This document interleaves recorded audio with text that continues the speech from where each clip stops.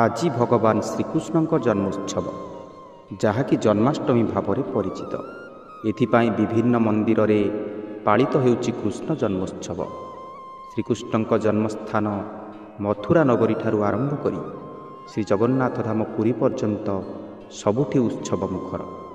କିମ୍ବଦନ୍ତୀ ଅନୁସାରେ ଭାଦ୍ରବ କୃଷ୍ଣପକ୍ଷ ଅଷ୍ଟମୀ ତିଥିରେ ବିଷ୍ଣୁଙ୍କର ଅଷ୍ଟମ ଅବତାର ଭାବେ ଶ୍ରୀକୃଷ୍ଣ ଜନ୍ମ ହୋଇଥିଲେ।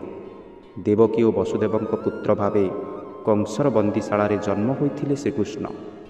ପରେ କଂସର ଭୟରେ ବାପା ବସୁଦେବ ଶ୍ରୀକୃଷ୍ଣଙ୍କୁ ନେଇ ମଥୁରାରେ ଛାଡ଼ି ଆସିଥିଲେ। ସେଠାରେ ନନ୍ଦରାଜଙ୍କର ପୁତ୍ର ଭାବେ ସେ ଲାଳିତ ପାଳିତ ହୋଇଥିଲେ। ହିନ୍ଦୁ ଧର୍ମରେ ଏହି ଦିନଟିକୁ ବେଶ୍ ଉତ୍ସାହର ସହିତ ପାଳନ କରାଯାଇଥାଏ। ବିଶ୍ୱର ହିନ୍ଦୁ ସମ୍ପ୍ରଦାୟଙ୍କ ପାଇଁ ଏହା ଏକ ପବିତ୍ର ଦିବସ।